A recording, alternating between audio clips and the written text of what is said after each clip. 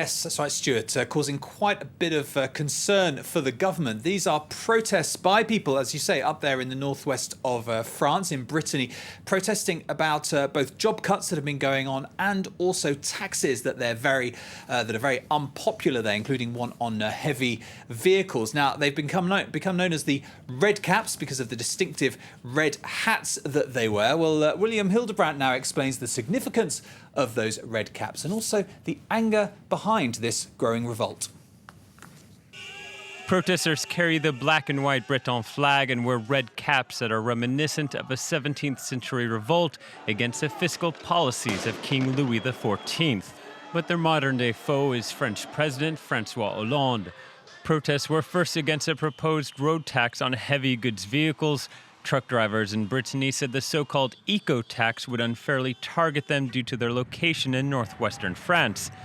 Though anger is not only against the government, but also several companies that have threatened layoffs. Workers at Marine Harvest are trying to save their jobs. Marine harvest workers are being laid off despite record profits by the Norwegian company. I think it's disgraceful for companies to make money and lay off their employees. Marine Harvest is the world's leading fish farmer. The Norwegian company has an annual turnover of 2 billion euros. In June, it announced it will shut down 2 processing plants in Brittany next year, putting 450 people out of work. All the plants are blocked. Nothing can get in or get out. Everyone's on strike. From fish to fowl, the French poultry company Tilly Sabco said 1,000 jobs are on the line after an EU decision to stop financing frozen chicken exports. Protests have created an unlikely alliance of bosses and workers in the food industry, which accounts for a third of local jobs in Brittany.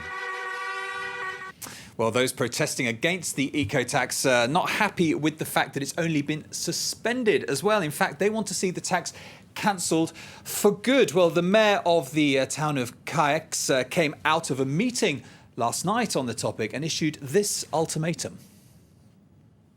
It's no longer acceptable to have all of the decisions coming from Paris. We're waiting for the removal of the eco-tax tomorrow at midday for Brittany.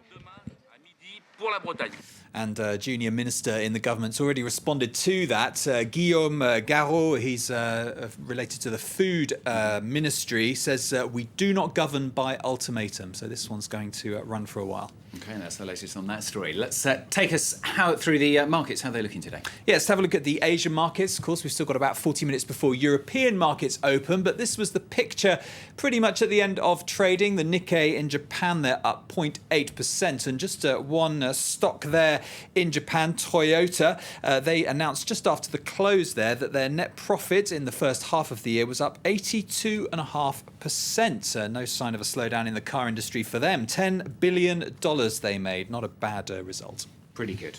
Let's get some company news, shall we? And Apple has given details of data requests from 31 countries. Now, it says between 1 and 2,000 inquiries from customer accounts were made by US authorities alone in the first 6 months of the year.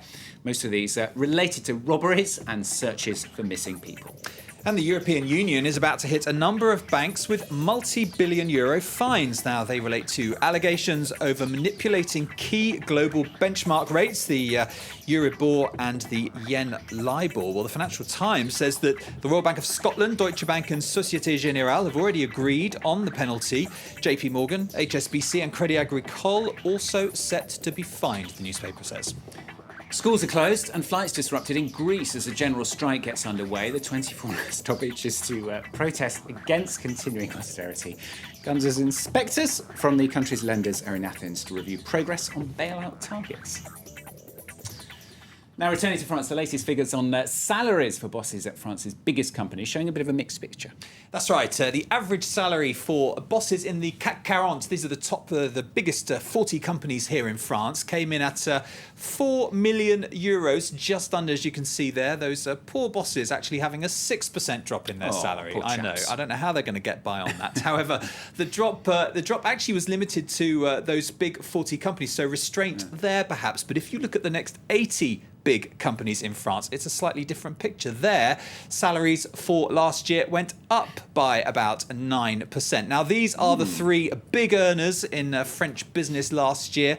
Bernard Charles, who runs this software company, Dassault Systèmes, and then Carlos Ghosn, who we talk about a lot here, he runs Renault Nissan, and Bernard Arnault, who heads the luxury group, LVMH. They own brands like Louis Vuitton and one of your favourites, Veuve Clicquot Champagne as well, Stuart. Of course. He earned just under he deserves it. 10 million euros, as you can see there. Absolutely. Every penny, every centime earned. Every centime counts, exactly. Matthew, thanks very much. Matthew Warren with Business on France 24. Now, coming up, some covers of Daft Punk songs for you, some interesting ones, I promise you.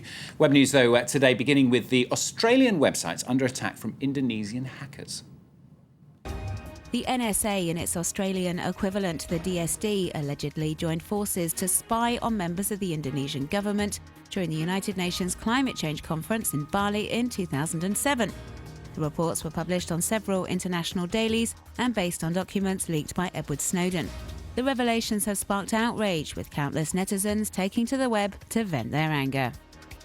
And Australia is in the line of fire. Hackers claiming to be from the Indonesian branch of Anonymous launched Operation Australia this weekend in retaliation to what they consider to be an unacceptable act. Their aim is to hack into as many Australian websites as possible to denounce the alleged spying on Indonesia. And they did pretty well, hacking into over 200 pages and replacing them with a message urging Canberra to end this mass surveillance of Indonesians. Hundreds of Indonesian social networkers have praised the act of revenge and have been pledging their support for the Anonymous campaign under the Stop Spying Indonesia hashtag. But while some have been hailing the hacking attack, others are more wary of the current campaign. These Twitter users, for example, point out that up until now, the majority of attacks have targeted small, local businesses and not official government sites, something they think proves the instigators of the campaign have very limited means.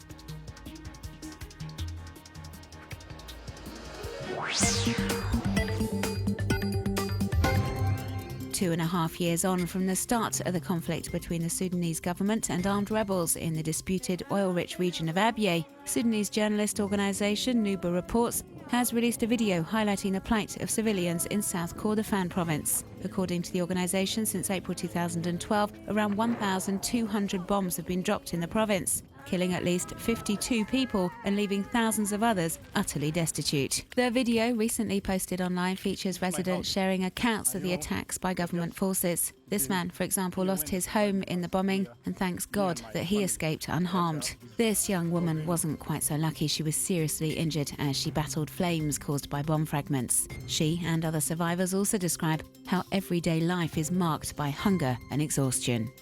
Amnesty International's been concerned about the situation for some time now. The NGO released a report back in January 2013 highlighting the extent of the damage and destruction, with photos to illustrate. The NGO says the subsequent shortages in food, water and medical supplies have prompted thousands to flee South Kordofan. In 2012, Human Rights Watch devoted a photo story to these refugees with a particular focus on the women living in makeshift camps in South Sudan. And for them, the nightmare is far from over, explains the organisation, as they have great difficulty in gaining access to supplies, and attacks on female refugees are of a daily occurrence.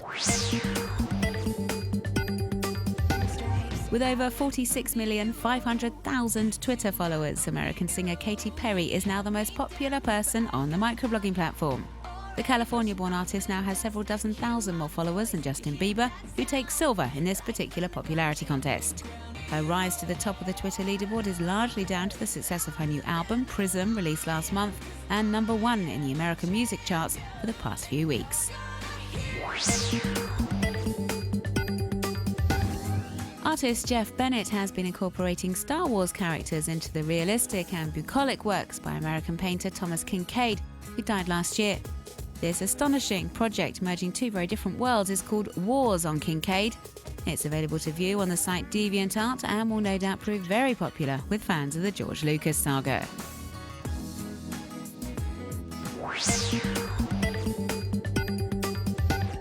Some web users will already be familiar with vocal group Pentatonix and their cover versions of well-known pop songs.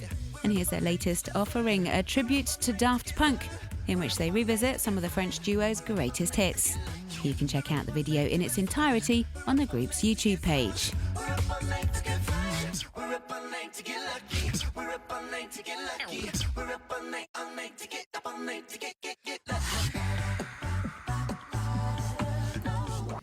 Interesting new version of Daft Punk there. You're watching France 24. We're just going to bring you some news that we've just got coming into us here at France 24, that the former Israeli Foreign Minister, Avigdor Lieberman, a key ally of the Prime Minister Benjamin Netanyahu, has been cleared in the last few minutes of corruption charges in court.